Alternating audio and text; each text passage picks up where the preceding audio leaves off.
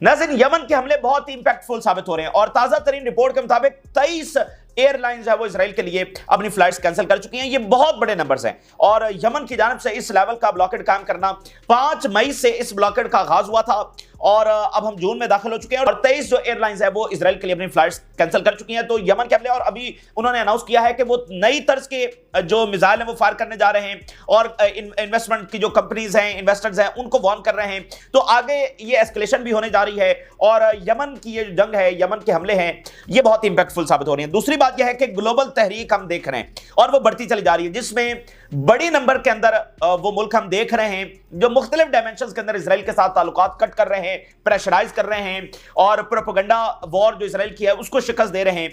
ये दर्जनों ममालिक के अंदर अब ये फिनोमेना हम देख रहे हैं, खासकर वेस्ट के अंदर ही से, क्योंकि ईस्ट जो है वो तो उस तरह से इजराइल को मानता नहीं है। और दूसरी बात यह है कि इजराइल के अंदर क्या फिनोमेना हो रहा है। नाज़रीन, एक नई रिपोर्ट के मुताबिक जो इजरायली यूनिवर्सिटीज हैं उनके साथ जो वेस्टर्न यूनिवर्सिटीज हैं वो अपने ताल्लुकात कट कर रही हैं। कुछ खबरों में आ रहा है, कुछ बस चुपके से करते चली जा रही हैं। उससे हो ये रहा है कि इजराइल की जो यूनिवर्सिटीज हैं, जो कि वर्ल्ड क्लास यूनिवर्सिटीज हैं, दुनिया की टॉप रैंकिंग के अंदर इजरायली यूनिवर्सिटीज आती हैं। फिर वहां पर जो रिसर्च होती है, वहां पर जो टेक्नोलॉजी प्रोड्यूस हो रही है, उसी की डोमिनेशन इजराइल को बेनिफिट करती है। उसकी स्ट्रेटेजिक पावर के अंदर, उसकी बर्तरी के अंदर जो वेपन्स वो डेवलप करते हैं, आयरन डोम है, तो ये यूनिवर्सिटीज का बहुत बड़ा किरदार है। अब उन यूनिवर्सिटीज की पीछे से फंडिंग कट हो रही है, कोलैबोरेशन कट हो रहा है, जो कोऑपरेशन है वो कट हो रहा है। तो इससे जो उनकी कम्पिटिटिवनेस है वो चैलेंज हो रही है और फिर बहुत काबिल तरीन फैकल्टी मेंबर जो है वो यहां से लीव भी कर रहे हैं। तो ये एक ऐसी चीज है जो इस प्रोजेक्ट को, इस कॉलोनी को डैमेज कर रही है डिफरेंट डायमेंशंस के अंदर और ये प्रोजेक्ट जो है वो ओवरऑल कोलैप्स की तरफ जा सकता है अगर ये मामला इसी तरह जारी रहे। यमन हमले कर रहा है, आलमी सतह के ऊपर मुल्क जो है वो आइसोलेट कर रहे हैं और साथ जो उनकी यूनिवर्सिटीज है उनके अंदर ये हो रहा है और जो एक इंटरनल डिस्प्यूट है वो भी उसी तरह से जारी है। और मिडिल ईस्ट की गवर्नमेंट शदीद तरीन दबाव के अंदर है कि वो ये जंग क्यों नहीं रुकवा रही है और जो फलस्तीन के हवाले से इंटरनेशनल कॉन्फ्रेंस होने जा रही है वो एक गेम चेंजर होगी इस सारे तनाज़े के हवाले से। और इसके साथ साथ नाज़रीन, इजराइल के अंदर जो मीडिया है उसकी कवरेज के अंदर भी हम एक शिफ्ट देख रहे हैं। अब इजराइल का जो अपना मीडिया है वो गजा की जो असल तस्वीर है वो भी शेयर कर रहा है, जो स्टारवेशन की फलस्तीनी बच्चों के शहीद होने की तस्वीर है वो भी शेयर करने लग गया है। तो इजराइल के अंदर भी एक बहुत बड़ा शिफ्ट आया है और जो जंग प्रोपेगेंडा के महाज के ऊपर जारी है उसमें भी इजराइल को जो है शिकस्त हो रही है। तो आज की बड़ी स्पेशल वीडियो आपके सामने रखने जा रहे हैं, बहुत सारी डायमेंशन कि क्या हो रहा है, क्या हो सकता है और अल्टीमेटली इसका नतीजा क्या निकलेगा। नाज़रीन, यूरोपियंस जो है वो तेजी के साथ अपनी पोजीशन शिफ्ट कर रहे हैं, लेकिन सवाल यह है कि अमेरिका क्यों नहीं कर रहा। पहले तो यूरोप और अमेरिका की हमेशा एक ही पॉलिसी रही है, तो यूरोपियंस को ऐसी क्या मजबूरी है जो अमेरिका को नहीं है और यूरोपियंस अपनी पोजीशन शिफ्ट कर रहे हैं, अमेरिका नहीं कर रहा। और क्या यूरोपियंस इसी तरह से सिर्फ स्टेटमेंट्स देंगे, हार्श स्टेटमेंट्स देंगे लेकिन एक्शन नहीं लेंगे? और क्या ये यूरोप की बदलती हुई पॉलिसी, क्या ये इजराइल को मजबूर कर सकेगी सीज़फायर के हवाले से? और क्या यूरोपियंस को फलस्तीनियों के ऊपर रहम आ गया है या उनकी कोई और मजबूरी है? और ये जो मिडिल ईस्ट की गवर्नमेंट्स हैं इनके पास कितना टाइम रह गया है कि ये इसी तरह से साइलेंट बैठी रहेंगी और क्या ये कोई अमली इकदाम ये भी उठाने वाले हैं या नहीं?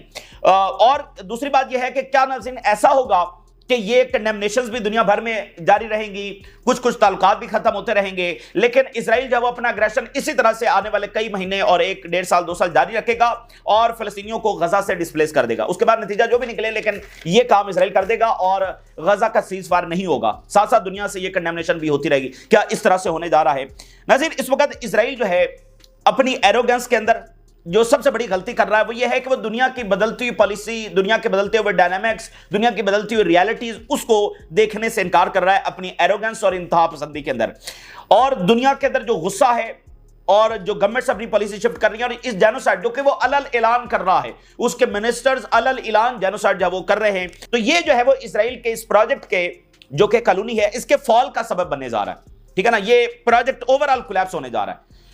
अब नाज़रीन, अगर हम यूरोपियन से आगाज करें तो अगर हम उनकी जो वजूहात हैं कि वो क्यों शिफ्ट कर रहे हैं, अगर हम उसको डिग आउट कर लेते हैं कि क्या ये उनकी मजबूरी है या रहम आया है, तो अगर हम वजूहात को डिग आउट कर लें तो हमें अंदाजा हो जाएगा कि क्या वो यहीं तक रुके रहेंगे या इससे बढ़कर वो सैंक्शंस भी लगाएंगे या इससे बढ़कर वो और एक्शन भी लेने की तरफ जाएंगे। किस वजूहात की बुनियाद पर वो ये कर रहे हैं? देखिए, 3-4 बड़ी बुनियादी वजूहात हैं और इतनी वो जोरदार वजूहात हैं कि यूरोपियंस को आगे बढ़ना ही बढ़ना है। यूरोपियन सिर्फ यहां तक स्टॉप नहीं लगा सकते, क्योंकि जिस मकसद के लिए उन्होंने अपनी पॉलिसी बदली है वो कोई रहम का फैक्टर नहीं है, वो कोई ह्यूमन राइट्स अचानक उनके अंदर जागे नहीं है, बल्कि वो उनके अपने मफादात हैं जो इस वक्त ऑन स्टेक आ गए हैं, इसलिए उनको आगे बढ़ना ही बढ़ना है। ये जंग रुकवानी है। बहुत बड़ी वजह पॉलिटिकल प्राइस भी है। अब नाज़रीन, जो वेस्ट के अंदर इलेक्शंस हुए हैं उसके सारे स्टैट जब वो सामने आए कि इलेक्शन में क्या टर्नआउट रहा, उसका क्या बिहेवियर रहा, क्या डोमेस्टिक पॉलिसीज की वजह से वोटर बिहेवियर बदला, किन की फॉरेन पॉलिसी की वजह से बदला, किस चीज ने इंपैक्ट किया वोटर बिहेवियर को, तो वो जो स्टैट सामने आए हैं उसमें इनको पता चला है कि जो फलस्तीन का तनाज़ा है वो पहली बार वेस्टर्न इलेक्शंस के अंदर बहुत असर क्रिएट कर रहा है, बहुत बड़ा इन्फ्लुएंस क्रिएट कर रहा है। यानी अब आप अंदाजा कर लें, ये तारीख में कभी भी नहीं हुआ, एक भी वेस्टर्न वो गवर्नमेंट नहीं जीती है जिसने गजा की जेनोसाइड को सपोर्ट किया। हालांकि वो तमाम जो लीडरशिप्स थी बड़ी पॉपुलर थी, लेकिन एक भी गवर्नमेंट नहीं जीती है, चाहे बरतानिया की हो, चाहे जर्मनी की हो, चाहे वो कनाडा की हो, चाहे वो अमेरिका की हो, चाहे वो जापान की हो। एक भी लीडरशिप जिसने जेनोसाइड को सपोर्ट किया वो बुरे तरीके से हारी है, कंपटीशन में भी नहीं आई, बुरे तरीके से हारी है। और इसलिए जो मौजूदा उनकी जगह पर गवर्नमेंट्स आई हैं उनके सामने अब ये स्टैट्स आए हैं, जो एनालिसिस आया है, उनको अंदाजा हो गया है कि अगर उन्होंने भी यही पॉलिसी जारी रखी तो फिर उनको भी पॉलिटिकल प्राइस है वो अगले इलेक्शंस में उठाना पड़ सकती है, और उनकी जो सारी पॉपुलैरिटी है वो हवा के अंदर तहलील हो जाएगी, और उल्टा वो कंट्रोवर्शियल जो पर्सनालिटीज है वो बनकर रह जाएंगे। इसलिए ये चीज उनको बहुत पुश कर रही है कि अब वो इस जंग को रुकवाएं। और अगली बात सुनिए, यूरोप के अंदर, वेस्ट के अंदर जो कुछ कंट्रीज हैं उन्होंने जो फिलिस्तीन को रिकॉग्नाइज किया है और बड़े हार्श लेवल के ऊपर जाकर अपनी पॉलिसी बदल दी है, जैसे स्पेन, आयरलैंड, नॉर्वे, स्लोवेनिया, इन्होंने फिलिस्तीन को तस्लीम कर लिया है। माल्टा अगले आने वाले एक आध हफ्ते के अंदर जब वो तस्लीम करने जा रहा है, तो ये वो ममालिक हैं, इनके तस्लीम करने से और अपनी पॉलिसी बदलने से जो बाकी हैं वो एक्सपोज हो गए हैं अपनी बेरहमी के अंदर।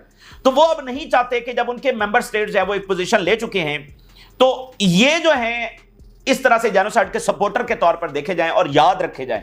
इनको तारीख किस तरह से याद रखेगी, वो शर्मनाक तरीन किरदार जो आखिरी हद तक जेनोसाइड को सपोर्ट करते रहे। तो ये अपना नाम इस तरह से नहीं, तारीख, ये बहुत बड़ा बर्डन होता है। ये जेनोसाइड जो होता है ना, ये नेशंस के ऊपर बहुत बड़ा बर्डन होता है।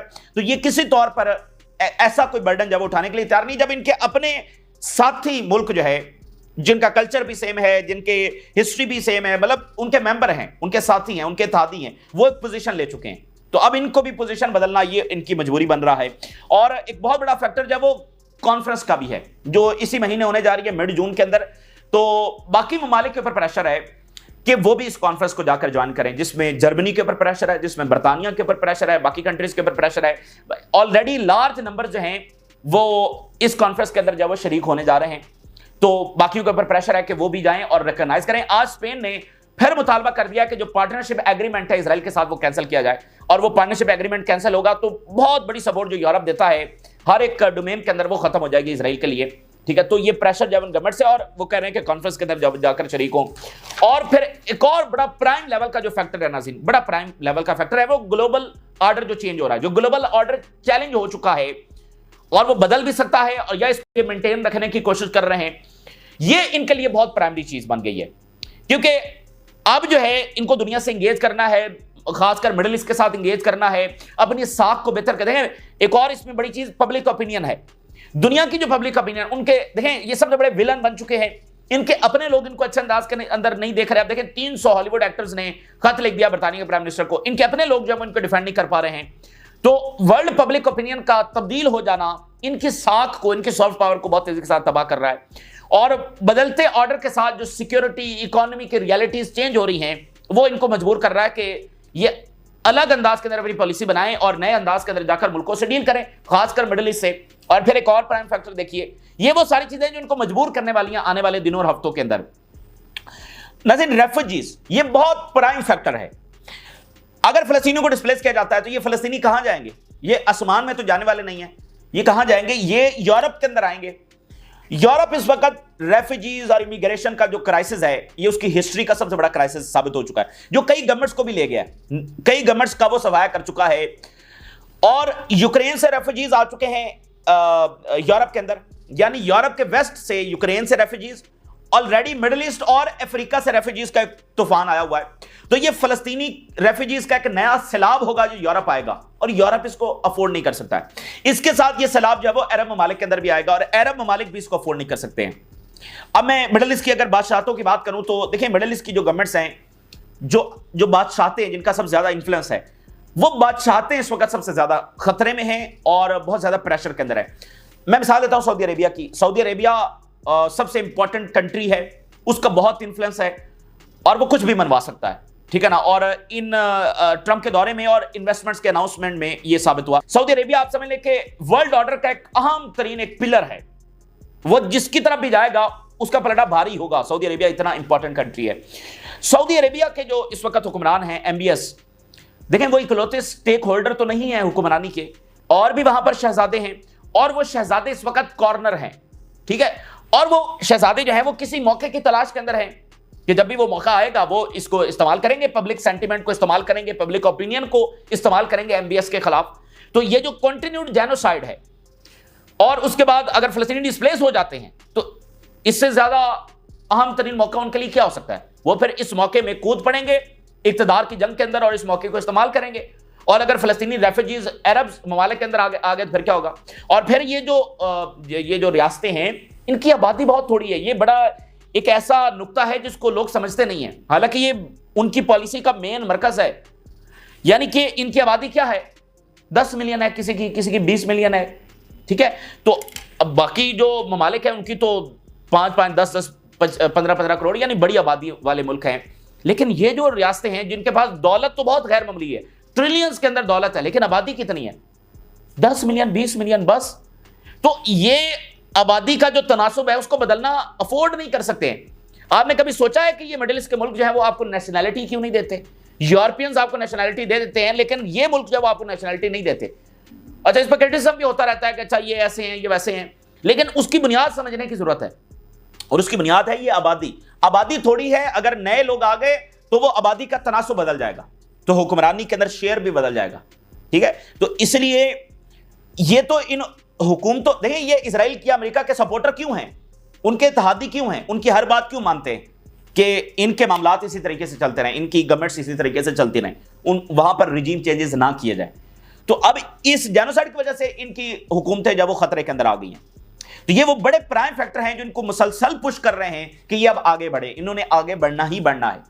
देर हो रही है, आइडियल रिएक्शन अभी भी नहीं है, लेकिन इनके पास इसके सिवा कोई दूसरा रास्ता नहीं है कि ये आगे बढ़े और इजराइल का हाथ रोकें। तो वो शख्सी सतह पर भी, यानी कोई हुक्मरान है, चाहे मैक्रोन है, चाहे बरतानिया का प्राइम मिनिस्टर है, चाहे वो मिडिल ईस्ट का कोई हुक्मरान है, शख्सी सतह पर भी उसका मफाद है कि वो पॉपुलर रहे, वो हुक्मरान रहे और सियासी तब्दीली उसके खिलाफ कोई ना आए। और रियासत की सतह पर भी ना ही ये स्ट्रेटजिक अंदाज में मिडिल ईस्ट की गवर्नमेंट्स की फायदे के अंदर है, ना ही यूरोपियंस को ये कुछ स्ट्रेटजिक फायदा दे रहा है, बल्कि स्ट्रेटजिकली उनको डैमेज ही कर रहा है। सॉफ्ट पावर भी तो आपकी एक बहुत बड़ी स्ट्रेटजिक बर्तरी होती है ना, वो भी आपकी डैमेज हो रही है। और सियासी तब्दीलियां आएंगी तो आपका मुल्क कमजोर होगा।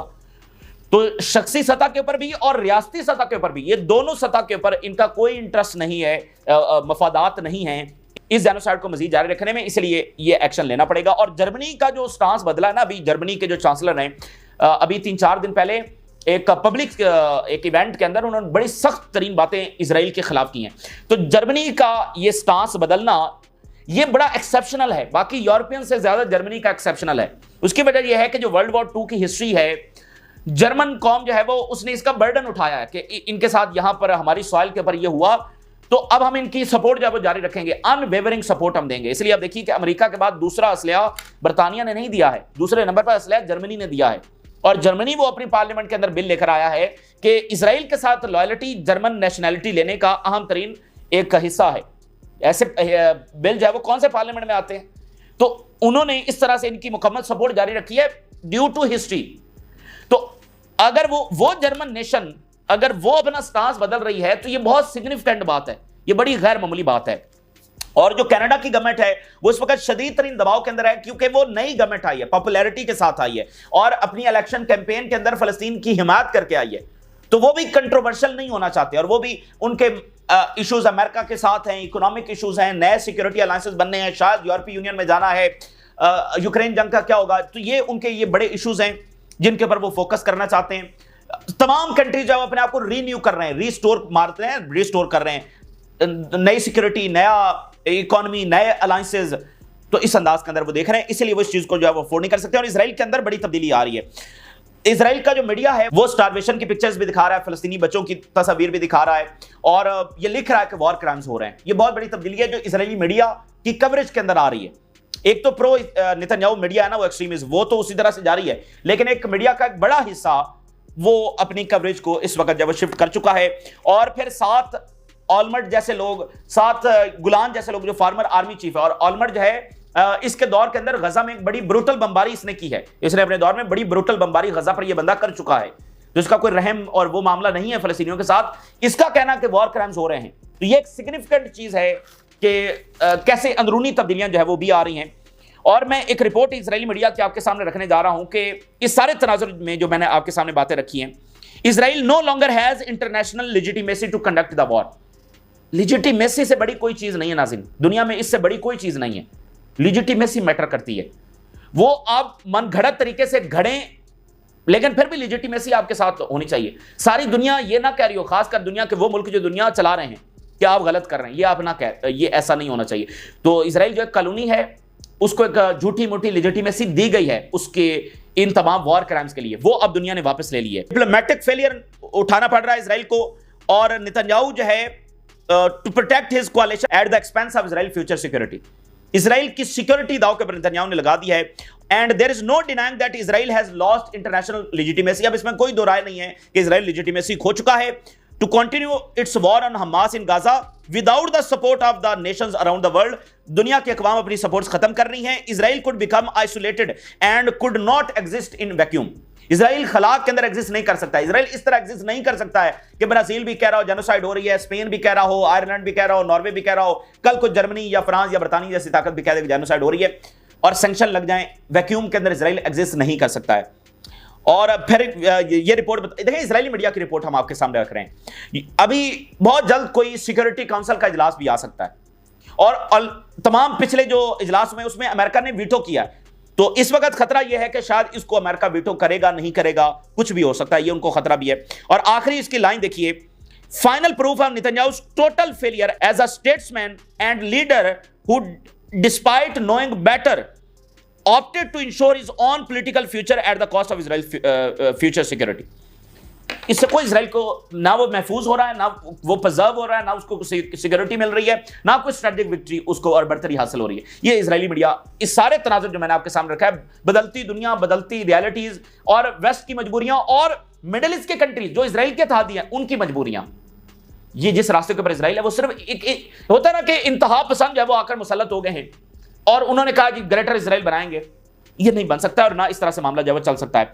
अगली बात सुनिए, Hebrew university claims as most Israeli schools fall in global rankings.